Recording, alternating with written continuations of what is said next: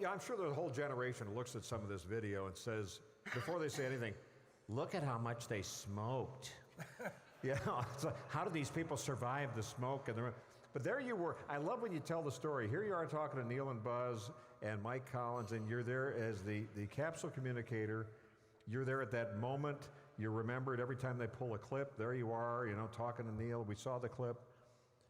And what was going on with you? You were at the ripe age of what at the time? 30. What were you when you were 69? You were 30. I was 33. 33. Yeah. Second oldest, I think, in mission control. But you were doing the gig because you rotated. Yeah. I mean, you clocked that. One of the funniest stories you tell is about what happened when that happens. And people, you're assuming, or people may assume you got your own ticker tape parade because you were there. You're the guy. You're Capcom. What happened after they landed and we saw all that? What did you do?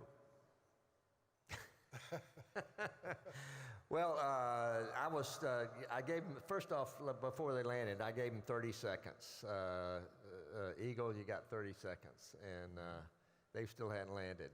According to my watch, 13 seconds later or so, I heard Buzz say, contact, engine stop. Mm-hmm. And so we knew they were on the ground, hopefully right side up. And they were. The data looked like good. And so there was a pregnant pause. And Neil came back and said, Houston, Tranquility Base here, the Eagle has landed. And we were so excited. And the tension in mission control, were you there, Gene, during that landing? Well, there's a bunch of us who were there. And I was Capcom, and I know Lovell was sitting next to me, and then Fred Hayes, they were back up. And the tension was really incredible in mission control. Dead silence, as I recall. And mission control's never dead silence, but this moment it was. And so are they going to make it? And sure enough, they landed. And Neil came back to Tranquility Base. The Eagle has landed. And I was so excited I couldn't even pronounce Tranquility. It came out Twanquility. Roger Twanquility. Only 4 people knew that we were going to call, if we landed successfully, we were going to call a landing site and take on the call sign of Tranquility Base.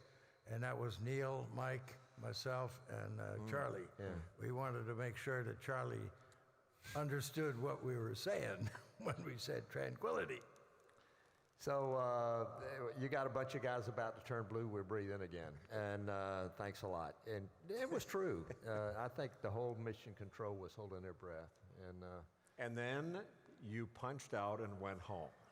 Yeah, and then that's the thing that basically it's like, well, what'd you do today? Well, I just shift's over. Yeah, let's go home and have a beer. And a lot of people did. Yeah. Now, of course, after all that, Apollo 12, and then we're going to go to 17 here because we, there's so much information and we're covering a lot, and you're all having a good time. I mean, this is great stuff, isn't it? We appreciate the stories. Something we don't do every night, if ever.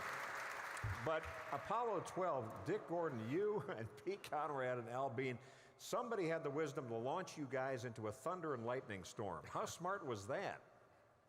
Talk about, just for quickly here, what happened, because that did not look good in that launch, the next launch. It wasn't very smart, was it? No, it wasn't. No, we got struck by lightning, and fortunately, Pete realized, and we knew this, the Saturn V was still pointed up, which we were greatly thankful for.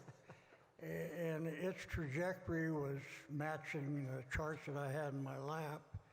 And Al Bean had all the electrical system over in front of him, but at the same time he said, well, we have power on the buses. So that kind of took care of that little problem for a minute. But it was one of those things you never train for. Yeah. And Pete had always said, even on Gemini 11 and also on Apollo 12, he said, something's going to happen during flight that we never thought of, we never trained for, and sure enough, that did take place. The interesting thing about that whole event, which was pretty dynamic, but once we got in orbit and got the platform realigned, and we realized that, we were all set. We were going to go ahead with the mission, go to the moon. But It wasn't until later on that we started talking to some of the people in mission control, and there was a big debate of whether to continue the mission or not and go to the moon. And obviously they made the right decision, but they were concerned that the lightning strike had damaged the recovery system to some manner, some way, and the parachutes would come out and just keep on going and leave the spacecraft. But they made the right decision, which we concurred with. But when you think about it, if the recovery system hadn't worked, you'd have been just as dead coming back from Earth orbit as you would be coming back from the moon. Yeah. So let's go. And we did. And let's go now to anniversary time, Apollo 17, 40 years ago this very month. Watch